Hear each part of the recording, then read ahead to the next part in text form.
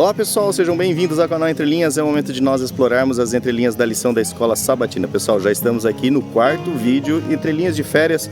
Hoje estamos visitando aqui a família em Maringá, aqui no Paraná.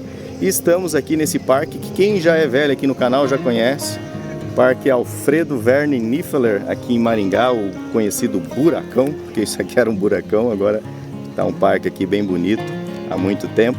E estamos aqui também para compartilhar e meditar nesse tema dessa lição, que é um Deus apaixonado e compassivo. Será que Deus é possível, é passível dessas emoções de paixão, de compaixão? Como que é o comportamento de Deus? Nós vamos aprender um pouco mais nessa lição, discutir um pouco mais sobre esse aspecto, né?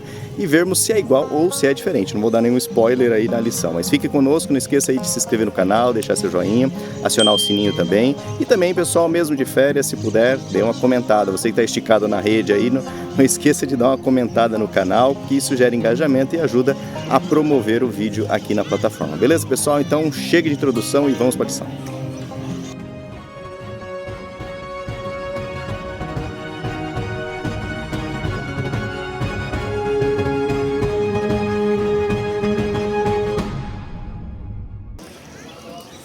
Bom pessoal, antes de eu chamar o Alexandre, então, gostaria aqui de agradecer principalmente o pessoal que tem comentado mesmo nas férias, aí o Celestino Borges, Célia Coelho, o Genésio Mioto sempre está conosco e outro pessoal. A Célia comentou que está difícil de achar o canal aqui no Entre Linhas, mas como o Marcos já respondeu lá, se você colocar Entre Linhas lição, nós somos aí uma das primeiras sugestões do canal, ou do YouTube, beleza pessoal?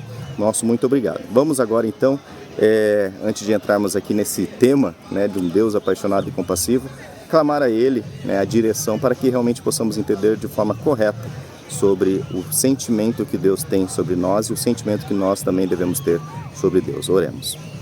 Senhor Deus, nosso Pai, nosso Criador, obrigado, Senhor, porque os temas dessa lição têm nos aproximado, estreitado essa relação individual, desse amor infinito que o Senhor tem para conosco, Pai. Ajude-nos agora com a fala do Alexandre e também do Marcos André e as perguntas para consideração, a entendermos melhor e podemos, ó Pai, corresponder como filhos, ó Pai, amáveis e amados por Ti. Em nome de Jesus oramos. Amém. Então, chega aí, Alexandre, agora é com você. Olá, amigos do canal Entre Linhas. Muito bom estarmos aqui para mais um estudo da lição da Escola Sabatina. Hoje é a lição de número 4, um Deus apaixonado e compassivo.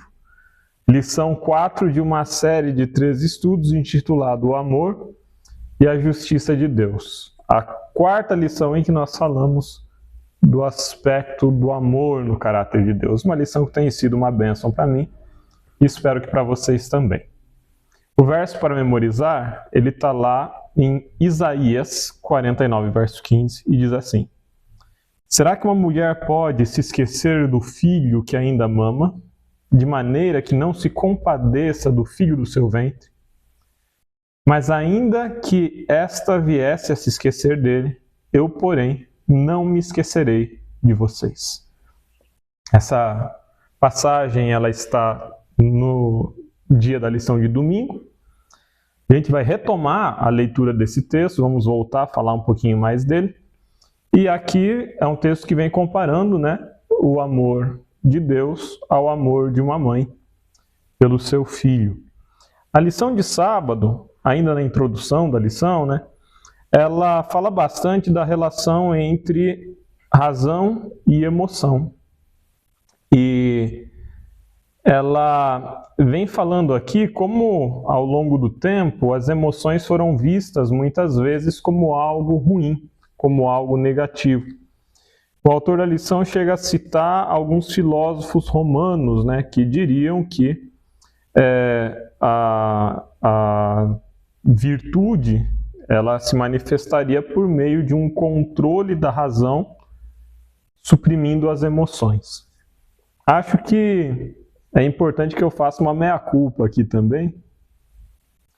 Eu recentemente, coisa de 1, 2 anos, só que o canal já está chegando aí há mais tempo, né? Estamos indo quase para 10 anos de canal daqui a pouquinho. Mas recentemente eu retomei a leitura de autores estoicos. Tenho aqui vários livrinhos na minha biblioteca de autores estoicos. Estou com um projeto aí de construir um outro canal, vou falar com vocês mais para frente disso ainda. E nesse outro canal eu vou trazer também algumas contribuições do pensamento estoico. E tenho que falar para vocês que a minha compreensão acerca dos estoicos ela foi mudando. Para quem não sabe ou está caindo de paraquedas, a escola estoica, né, ou os estoicos, o estoicismo, era uma escola de pensamento em Roma. Tem suas origens já na Grécia Antiga. E ela fala, entre outras coisas, sobre a construção de uma vida de virtude, sobre a busca por propósito, sobre a busca por equilíbrio na vida, sobre o controle das paixões. Em falas anteriores minhas, eu já critiquei muito os estoicos, afirmando que eles negavam toda forma de prazer, que eles eram muito rigorosos, muito ascetas, que eles viam o corpo com uma forma muito negativa, falavam mal. Só que essa compreensão do estoicismo que eu tinha era uma compreensão muito marcada pela apropriação que o cristianismo fez do estoicismo na Idade Média. Que essa sim vai dizer que o corpo era mau e fonte de pecado, enfim. Não é isso que os estoicos diziam. Da mesma forma como os estoicos não negavam a afetividade, não negavam as emoções, não negavam o amor, o carinho, não negavam a existência do ódio também.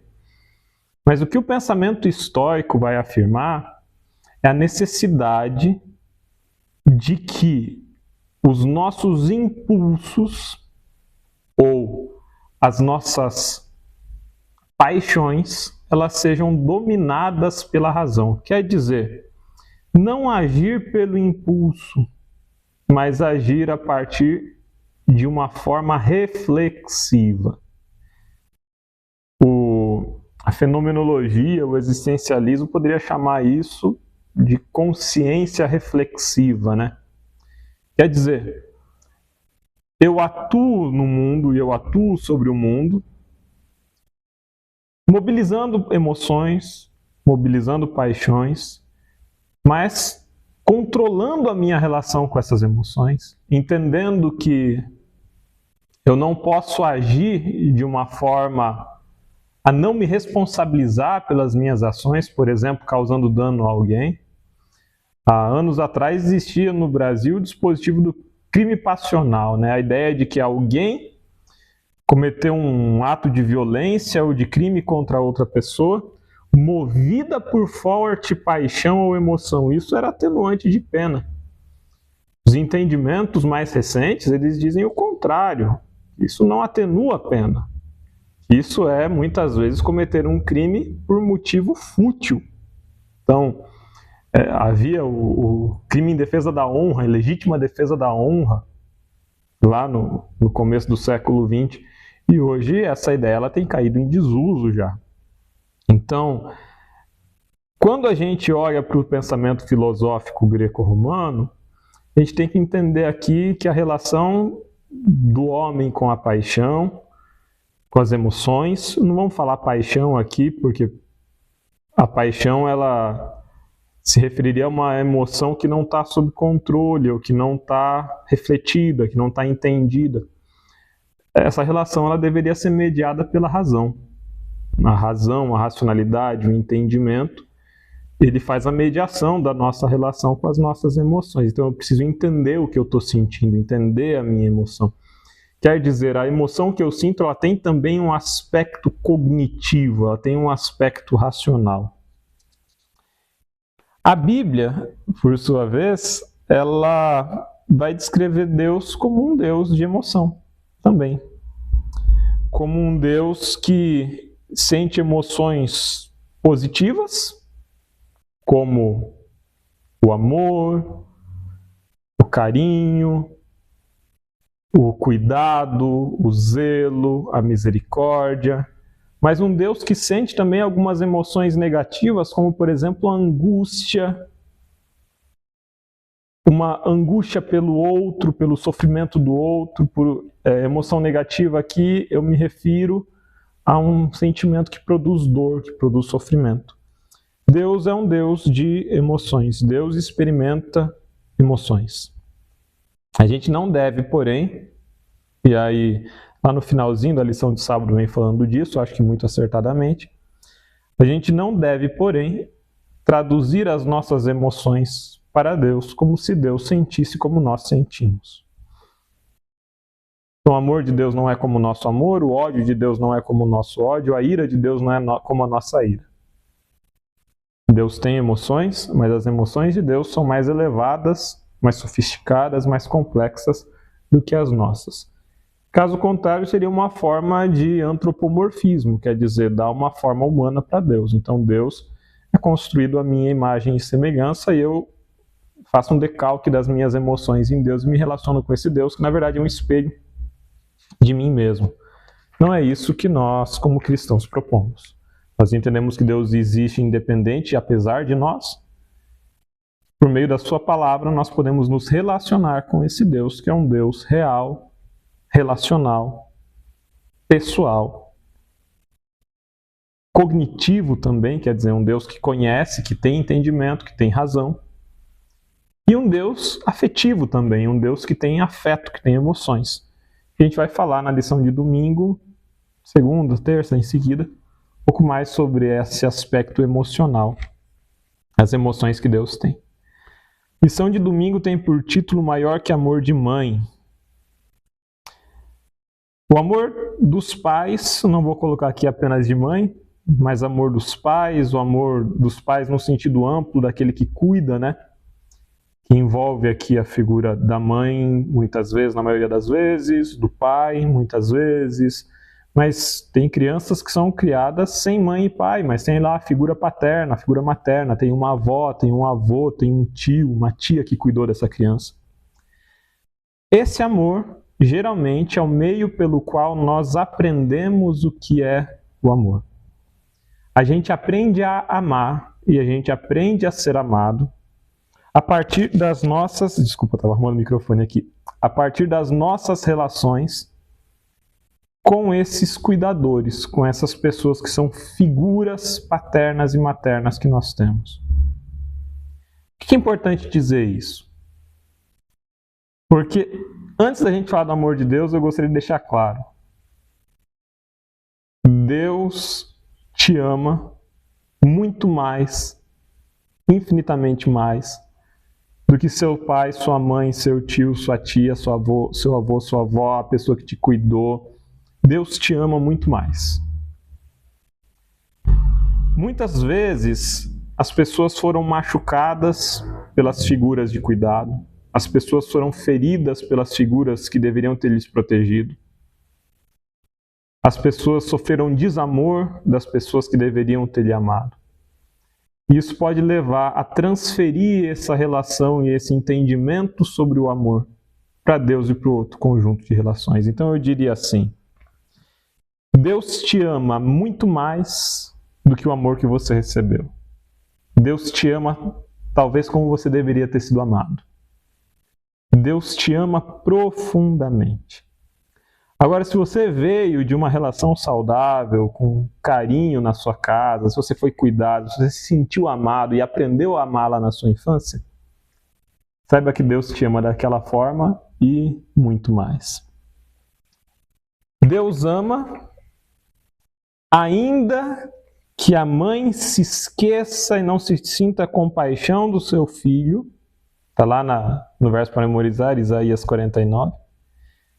Ainda que a mãe se esqueça dele, eu, porém, não me esquecerei de você. Ou seja, Deus te ama, mesmo quando o amor daqueles que deveriam ter lhe fornecido o amor falha, Deus te ama. E Ele jamais vai te esquecer.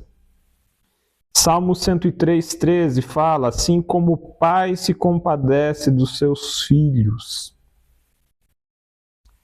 Texto bonito falando da noção de amor. Jeremias vai ter um texto interessante ali também. Jeremias, Deus falando para Efraim, né? Para mim é filho precioso, criança das minhas delícias. Porque depois que falo contra ele, ainda me lembro dele solicitamente. Se comove por ele as minhas entranhas. Essa expressão, se comove por ele as minhas entranhas, eu achei muito legal. Vou trazer para o português. Me produz borboletas no estômago. Me revira o estômago. Não aquele revirar de angústia, mas aqui eu entendo como um revirar de carinho. Eu não sou pai, mas eu imagino que você que é pai, você que é mãe, quando pegou seu bebê no colo, quando olhou nos olhinhos dele, sentiu borboletas no estômago, sentiu carinho, sentiu uma ternura profunda. Eu não sou pai, mas eu tenho uma esposa e de vez em quando eu abraço ela e eu falo assim, deu borboleta no estômago agora. Essa borboleta no estômago é um amor que move as entranhas, é um amor gostoso. E o texto de Jeremias aqui vem falando de um Efraim que errou.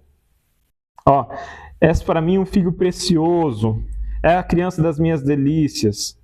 Mas fala ali, depois que falo contra ele, ainda me lembro dele solicitamente. Quer dizer, Efraim errou, Efraim precisou sofrer uma repreensão, mas Deus ainda se lembra dele solicitamente, ainda se comove as entranhas, ainda produz borboleta no estômago. Quer dizer, da mesma forma que o filho que erra continua sendo amado pelo pai, pela mãe, numa relação como deveria ser,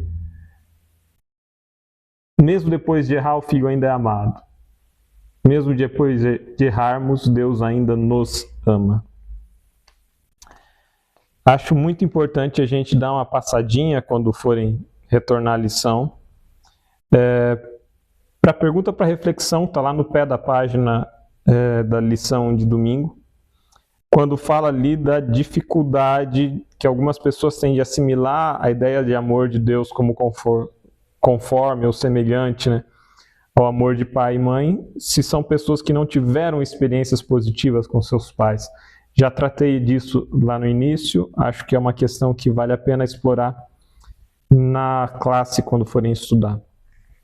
Outro aspecto interessante é com relação à palavra, né, a palavra raham, não sei se é essa a pronúncia, ou raham, que vem de rehem, que é a palavra em hebraico para útero.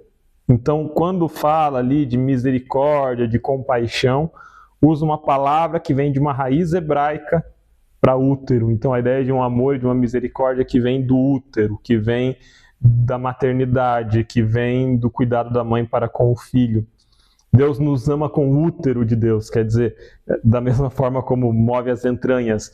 É o uso de uma linguagem humana, o uso de uma linguagem antropomórfica aqui, de formato humano, das emoções humanas, para que o leitor da Bíblia consiga entender o amor de Deus. Deus nos ama a ponto de ter borboleta no estômago. Deus nos ama com seu útero, quer dizer, Deus nos ama como uma mãe ama seus filhos.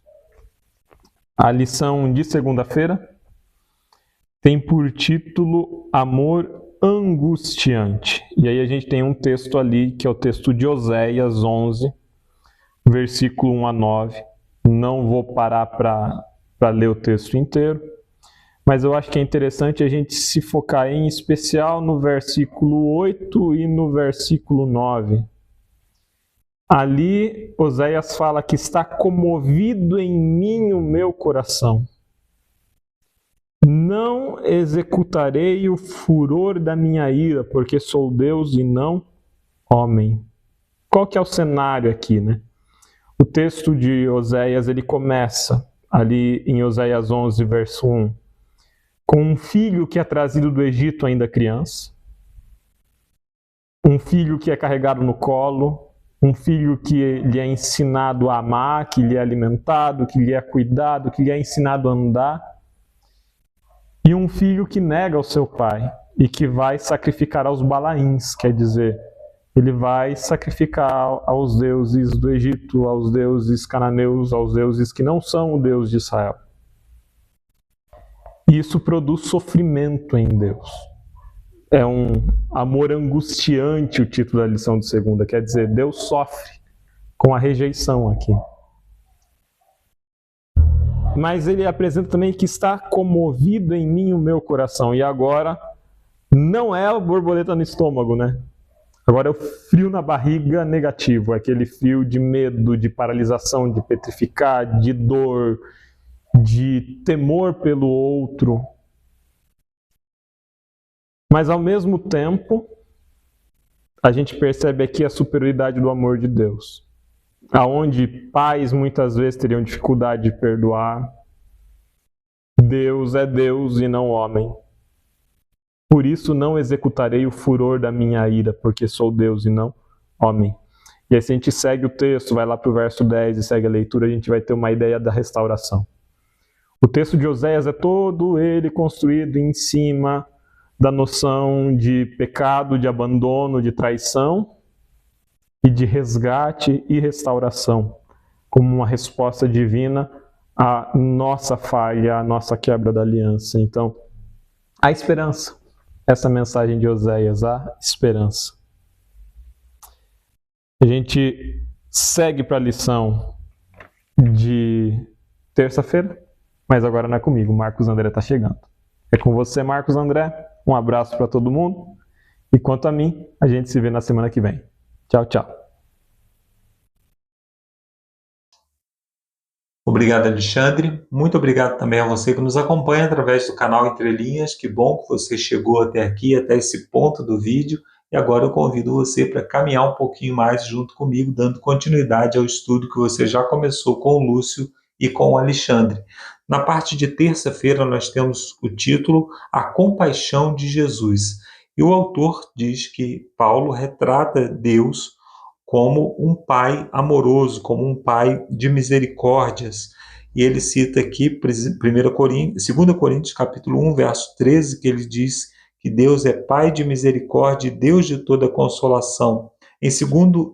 Em Efésios, capítulo 2, verso 4, ele diz que Deus é rico em misericórdia e redime os seres humanos por causa do grande amor com que nos amou. Jesus é a expressão desse amor.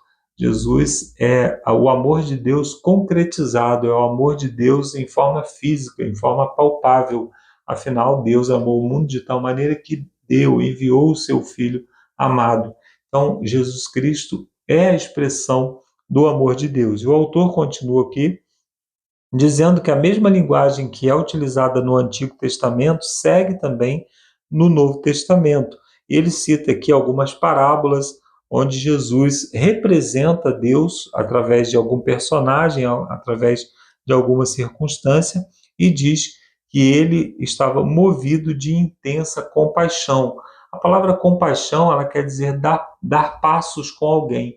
Se compadecer de alguém é dar passos junto com essa pessoa, ou seja, calçar o sapato, é passar pelas mesmas circunstâncias que a pessoa passou. E aí o autor continua aqui, dizendo que, citando, na verdade, alguns textos de Mateus, também de Marcos, e outros textos aqui, que falam a respeito de Deus, de Jesus, né, no caso, se compadecendo das pessoas. Ele se compadeceu das multidões, ele se compadeceu do leproso, se compadeceu da viúva que perdeu o seu filho, e ele não só se compadeceu, como agiu para satisfazer as necessidades daquelas pessoas. Aqueles que tinham fome, ele providenciou comida, ele multiplicou o pão e providenciou comida.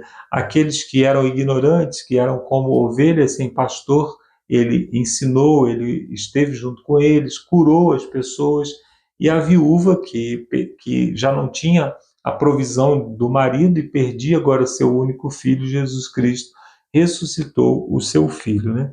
Então, nos evangelhos, repetidas vezes é dito que Cristo era movido pela compaixão diante das pessoas que enfrentavam aflições e necessidades. Ele não apenas sentia compaixão, mas também atendia às necessidades, ou seja, a compaixão não era somente um sentimento, mas uma ação, se transformava em ação imediatamente. Às vezes nós podemos pensar, mas o que eu posso fazer por algum enlutado, se eu não tenho a capacidade de ressuscitar o filho? Mas quais são as necessidades que essa pessoa vai ter pela perda do filho, pela perda de um familiar, pela perda talvez da sua provisão, do seu ganha-pão ali através do salário que se perde com a morte de alguém.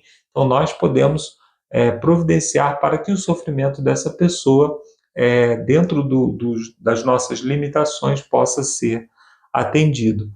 Então, além disso, Jesus também lamentava por seu povo. Tem a situação lá em Mateus, no capítulo 23, que ele chora por Jerusalém. Ele está diante de Jerusalém e ele faz um lamento que o autor diz aqui: quantas vezes eu quis reunir os seus filhos, falando de Jerusalém, né? Como a galinha ajunta os seus pintinhos debaixo das asas, mas vocês não quiseram. Aí o autor, ele chama atenção aqui que a respeito do que o lamento de Jesus Cristo, né, em relação às rejeições de Jerusalém, e ele fala também que o fato de citar uma ave cuidando dos seus filhotes é uma referência na cultura antiga a uma divindade. Então aqui falava não só da compaixão de Jesus, mas também da sua divindade, né? Então Jesus, ele se compadecia, ele é Deus se compadecendo do seu povo. E o autor faz uma pergunta aqui no final: o maior exemplo de compaixão de Deus é Jesus, que se entregou por nós. No entanto, Cristo não é apenas a imagem perfeita de Deus, mas também o modelo perfeito de humanidade.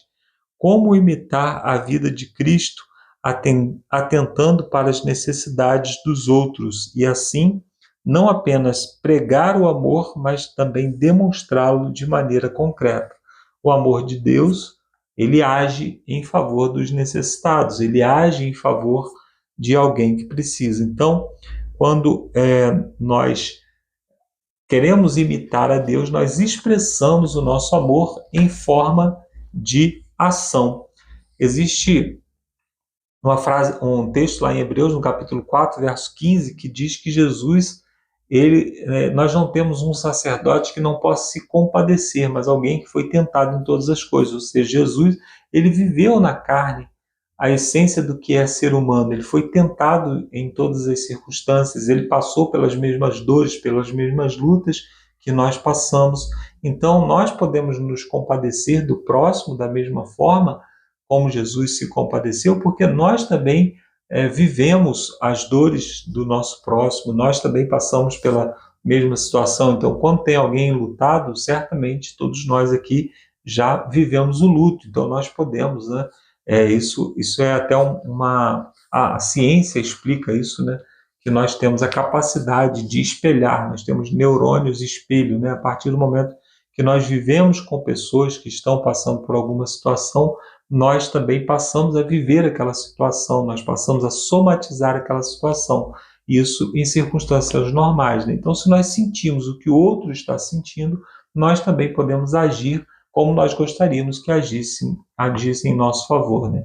Estando presente, suprindo as necessidades, né? Tudo isso é como Jesus fazia, né? Então nós precisamos imitar o modelo perfeito que é Cristo. Na parte de quarta-feira nós temos o título Um Deus Ciumento. E aí a expressão Deus compassivo, que nós encontramos em Deuteronômio no capítulo 4, verso 31, e diz que Deus não desamparará o seu povo, né? Porquanto é Deus misericordioso ou compassivo, dependendo da tradução que você tem. Então a expressão Deus compassivo, em Deuteronômio no capítulo 4, verso 31, está ligada à palavra compaixão, porque vem da mesma raiz. É uma união da palavra compaixão no hebraico com a palavra Deus, ou com elo, né? Que é uma referência a Deus. No entanto, o Senhor não é chamado apenas de Deus compassivo, mas também de Deus zeloso, ou, mais literalmente, Deus ciumento. O Senhor, aí ele cita aqui algum texto, né? O Senhor, o Deus de vocês, é fogo consumidor, é Deus zeloso. Então, por que Paulo diz que o amor não arde em ciúme e, ao mesmo tempo, a Bíblia apresenta Deus como um Deus ciumento? Em 2 Coríntios, no capítulo 11, verso 2, o apóstolo Paulo fala que ele tinha o mesmo tipo de zelo pela igreja porque ele desejava cuidar da igreja para que a igreja fosse apresentada a Deus como uma virgem pura, fosse santificada para ser apresentada pura a Deus. Ou seja, o zelo de Deus pode ser descrito como cuidado. Inclusive, a palavra zelo e cuidado, elas são, na língua portuguesa, elas são sinônimos, né? Então, quando nos afastamos dos caminhos de Deus, ou quando nos afastamos do cuidado de um pastor e começamos a nos desviar do caminho, aquilo desperta uma tristeza no coração do pastor, né? No caso, Paulo falava como um pastor, como um líder da igreja. O mesmo sentimento acontece também com Deus, quando ele vê que nós estamos nos desviando do caminho, quando nós estamos nos aproximando da miséria, nós estamos nos aproximando de algo que vai contra os planos que ele tem, os planos de bondade, de misericórdia que ele tem para conosco. Então, ele se entristece, e é sobre isso que trata o zelo, né? Embora exista um tipo de ciúme que é contrário ao amor, né, que é apresentado lá em 1 Coríntios, né, o amor não arde em ciúme, nós temos também um ciúme que é um ciúme de cuidado, é um ciúme de atenção, é um ciúme, como um pai que vê o filho, né, e tem um cuidado paternal, tem um cuidado amoroso pelo filho, porque quer que o filho se encaminhe. É sobre esse cuidado que Deus está falando, né? Então, o Senhor, ele é descrito como um cônjuge que é desprezado e cujo amor não é correspondido em alguns textos da Bíblia, Oséias, capítulos 1 a 3, também Jeremias, capítulo 2, verso 2, também capítulo 3, versos 1 a 12, e aí Deus é apresentado, então, como um Deus ciumento, ou seja, como alguém que tem planos preciosos para os seus filhos, né? E os seus filhos se desviam do caminho. Então, nunca se trata de inveja, insegurança, como acontece com os seres humanos, né? Nós, seres humanos, sentimos ciúme, por quê? Porque somos invejosos, porque nós somos possessivos, nós pensamos em nós mesmos e não queremos ser traídos, ser abandonados, porque somos inseguros. Mas Deus não tem nada disso, ele é suprido por todo o amor que ele necessita pela própria divindade. O Pai, Filho e Espírito Santo se amam mutuamente e isso é suficiente. No entanto, Deus zela por nós porque nós somos como crianças, né, com um prego querendo enfiar na tomada. Então ele tem esse cuidado para que a gente não se machuque ao longo da caminhada. Como um Deus amoroso, ele deseja esse cuidado para todos nós, né? E o autor termina aqui perguntando como cultivar em relação aos outros o ciúme positivo de Deus em relação a nós. Então, cuidado com as pessoas é um cuidado amoroso e, mais especificamente, como disse o apóstolo Paulo, é preparando as pessoas para o céu, é preparando as pessoas para a santificação, para que sejam apresentados a Deus puros, santos e irrepreensíveis, né? Então, quando nós amamos verdadeiramente as pessoas, nós queremos cuidar para que elas estejam no céu, né? E na parte de quinta-feira nós temos o título Compassivo e Apaixonado. Compassivo é dar passos com, é caminhar junto com alguém, né? E aí o autor diz aqui que Deus se compadece de nós. São vários textos que falam a respeito disso e é tocado pelo sofrimento do seu povo. Então Deus se entristece quando nós sofremos, né? E ele está disposto a ouvir e responder as nossas orações, nos oferecendo conforto, né? Aí o autor nos pede para ler aqui 1 Coríntios capítulo 13, versos 4 a 8. E como esse texto nos convida a refletir o amor compassivo de Deus em nossos relacionamentos com os outros. Bom, primeiro, o amor de Deus ele não é um sentimento apaixonado e egoísta. O texto diz que Deus não se arde em ciúme e ele não pensa nos seus próprios interesses. Aquele amor, né, não está falando especificamente de Deus lá, mas fala do amor verdadeiro. E como nós sabemos que Deus é amor, então é como se estivesse falando de Deus. Então, o amor que é apresentado em 1 Coríntios 13, ele é uma atitude voluntária de entrega e serviço, ou seja, é quando eu me entrego voluntariamente para cuidar de alguém sem esperar algum tipo de retorno, ou simplesmente porque eu quero cuidar de alguém. Então, tal amor não é uma atitude humana, mas é um dom. Nós devemos nos lembrar que o 1 Coríntios capítulo 12 está falando dos dons. Ele fala de diversos dons que são dados à igreja.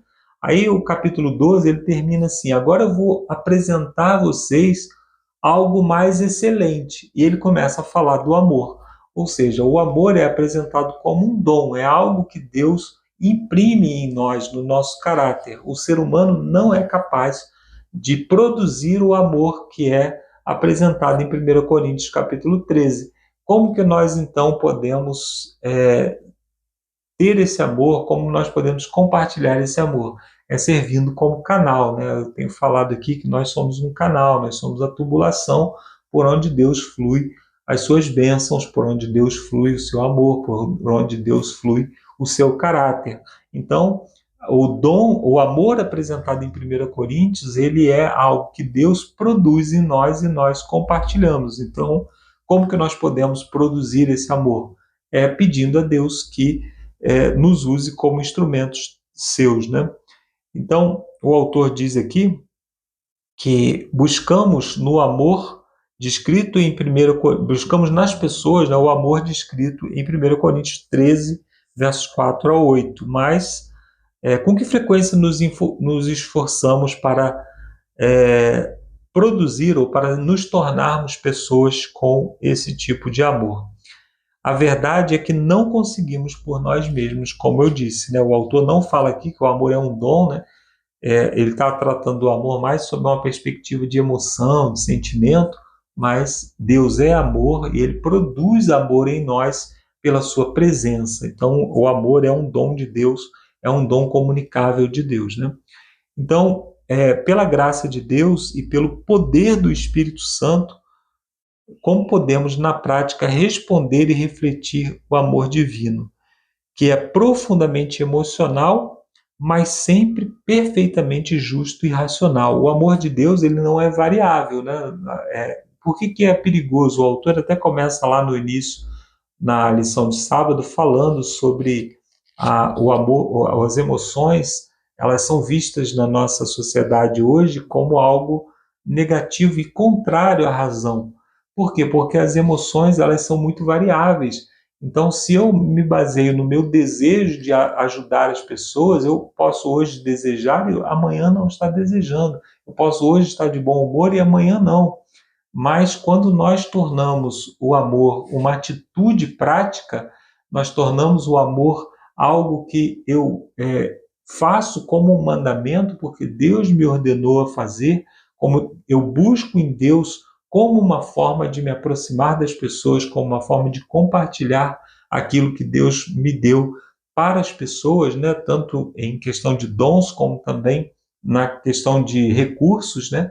Recursos emocionais, recursos intelectuais, quando eu divido aquilo que eu conheço, e também recursos materiais, quando eu realmente tenho que comprar uma cesta básica, tenho que levar algo para alguém.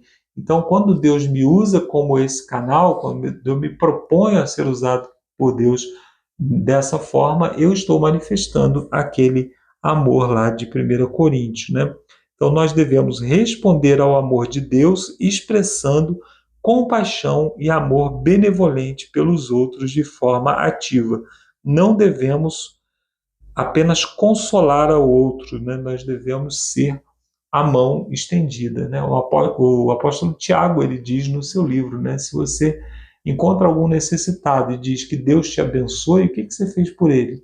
Na prática, nada, né? Nós apenas desejamos coisas boas, nós mandamos bons fluidos, mas nós podemos cuidar da necessidade das pessoas de maneira prática. Então, que essa seja a nossa oração, que está lá em 1 Tessalonicenses capítulo 3, versos 12 a 13, e diz assim: e o Senhor faça com que cresça o amor de uns para com os outros e para com todos, a fim de que o nosso coração seja fortalecido em santidade e isento de culpa na presença do nosso Deus e Pai.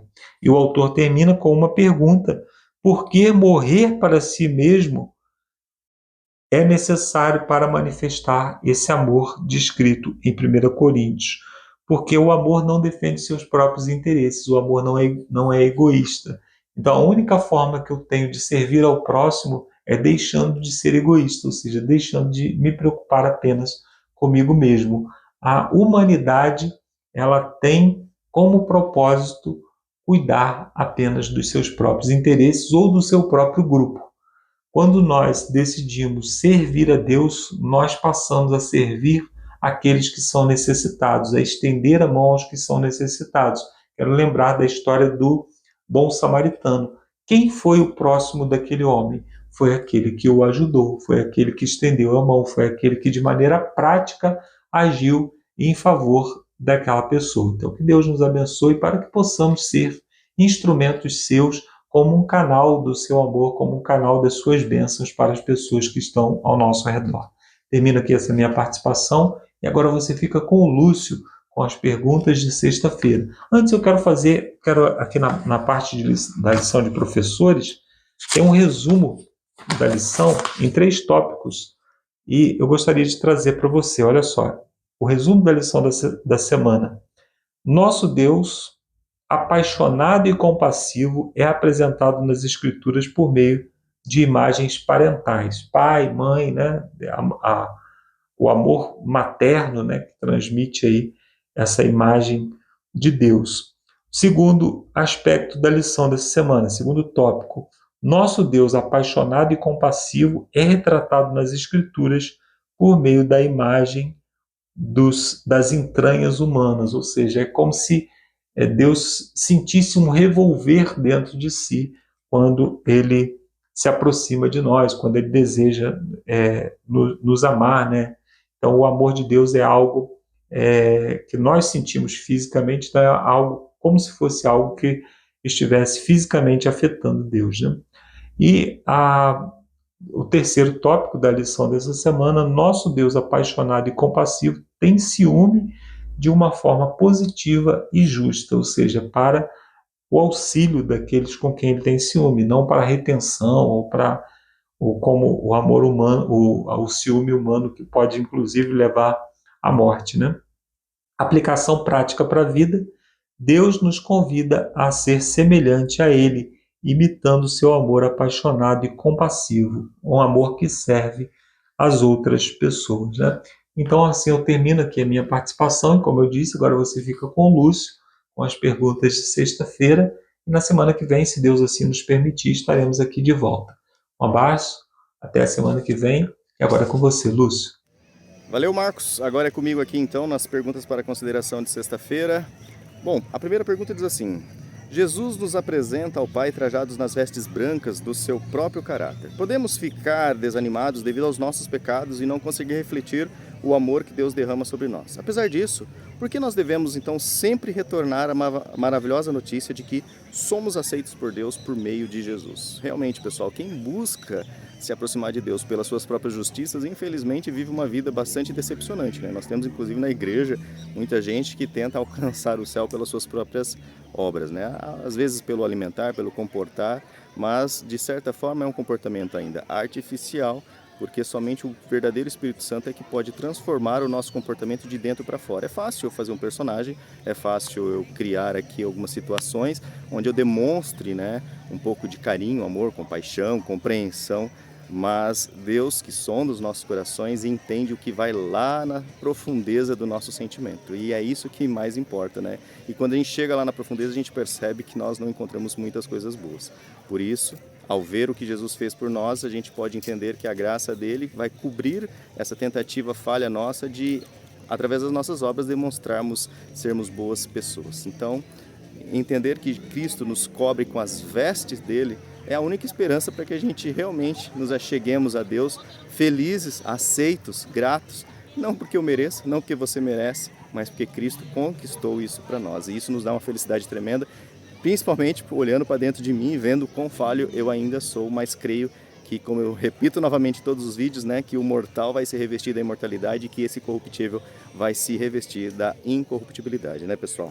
Na segunda pergunta diz assim: na história das mulheres que se apresentaram a Salomão, como a mãe verdadeira se sentiu? Pense na figura da compaixão materna lá em 1 Reis 3,26. Isso esclarece a linguagem usada para descrever as emoções de Deus para o seu povo. E aí nós percebemos que quando você tem um sentimento verdadeiro, como no caso aqui das duas mães, né, mãe falsa, mãe verdadeira, a mãe verdadeira tinha compaixão do filho, né? Ela não concordava em cortar o filho para ficar somente com a metade. Preferia que ele ficasse vivo com a mentirosa do que só ter metade. E essa ilustração, né, na verdade essa história, nos ensina muitas lições, porque nós muitas vezes preferimos ficar com as metades, né, ou com a metade, do que o nosso inimigo fique com o inteiro. Infelizmente, nosso pensamentinho é bem egoísta, né, e aí isso esclarece a linguagem usada para descrever as emoções de Deus para com o seu povo. Sim, esclarece porque como Deus ama e demonstrou aí, principalmente no Velho Testamento, né, os seus cuidados. Infelizmente, nós temos as nossas escolhas individuais e isso faz com que as pessoas escolham errado, principalmente quando estão longe de Deus. O sol está nascendo aí, mas continuemos. Nascendo não, na verdade aqui está quase se pondo, que já é tarde aqui em Maringá.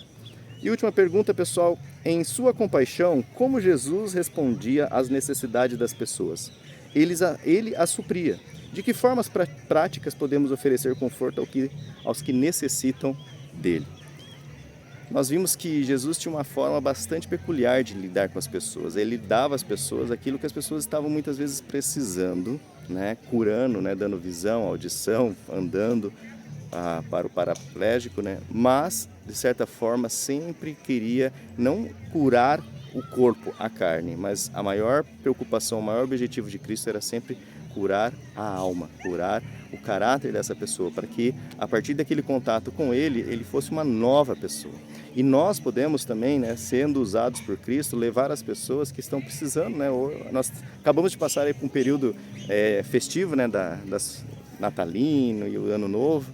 E como nesse momento tivemos aí o mutirão de Natal, né, podemos demonstrar um pouquinho do nosso carinho, mas aquelas pessoas que receberam nosso apoio, né, no mutirão de Natal, vão precisar ainda desse apoio agora em janeiro, fevereiro, março, abril, maio, junho e aí por diante, pessoal. Então, que nós possamos, né, com essas lições, colocar em prática, né, a compaixão, a empatia com o próximo, e lembrarmos que as bênçãos que Deus nos concede, principalmente, é para que elas sejam derramadas sobre aqueles que estão próximos de nós, né, pessoal?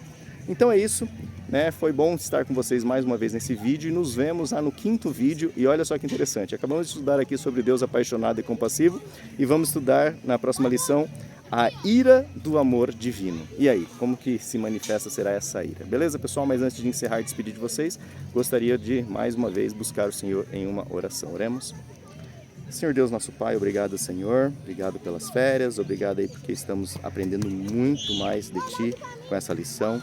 E obrigado porque o Senhor continua, Pai, transmitindo a Sua mensagem. Nos prepare, Senhor, sabemos que o amor de muitos ou de quase todos vai esfriar, mas que não sejamos nós, que nós não façamos parte desse todos, que o nosso amor, ao contrário, esquente. Em nome de Jesus oramos, Senhor. Amém. Então, pessoal, até lá no 5º vídeo. Tchau, tchau.